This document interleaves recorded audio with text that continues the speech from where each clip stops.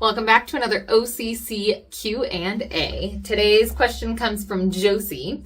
She said, thanks for answering questions. It's interesting to learn all that goes into these events.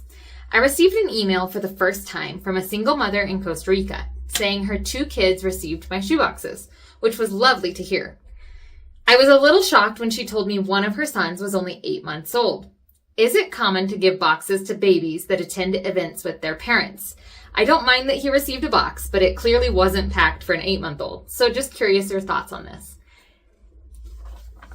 I'm going to answer this in 2 parts. The first part is no, it is not common. In fact, during our training, they are very specific not to give boxes to babies that come with moms.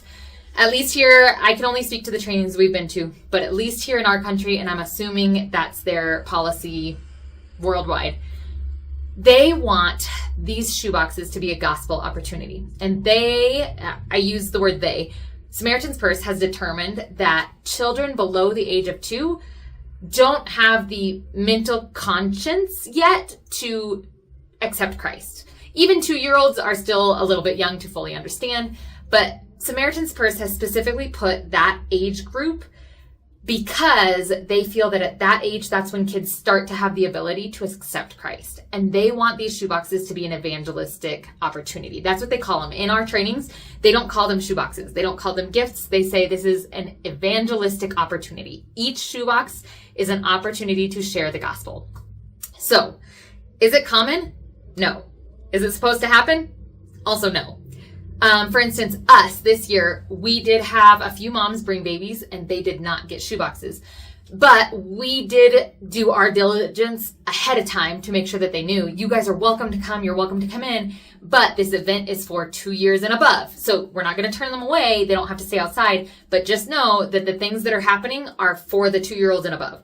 And so they came in knowing that. And so it was okay for us to say, I'm sorry, we don't have a gift for them. Look, it says 2. We can't. I'm so sorry. And so because we did our legwork ahead of time, it wasn't awkward. I mean, it was still a little bit, they were a little bit bummed, but they understood why we said no.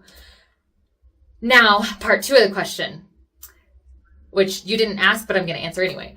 I understand why they did it. It is a super awkward situation, and especially here in Latin America, the culture here is very community and family oriented. So if I have a mother and I didn't do what we as a church did and made sure they were aware of this policy before they came in, if I have a mother come in and all of a sudden I haven't talked to her, I've never seen her before, she doesn't have any connection to the church, this is her first time coming in, I didn't warn her ahead of time that the gifts aren't for her kid, and she sees all the other kids getting a gift, she is going to be very offended by the fact that her child didn't get a gift. So I completely understand why they did it. And culturally, it probably was the best thing they could have done to not cut off the connection with that mom. Was it correct based on the OCC Samaritan's Purse guidelines? No. Am I saying that she was okay to do it? No, I'm not saying that. I am saying I understand why she did it, because culturally it would have been very offensive and potentially cut off a connection for her church not to give that shoebox, if that makes sense. So she was probably caught between a rock and a hard place, in all honesty. They didn't potentially warn them ahead of time. And so in a sense, they made it easier on themselves not to risk cutting a connection or a relationship with that mom. Again, it should not happen. It is not supposed to happen. The rules that we are taught multiple times say not to do it.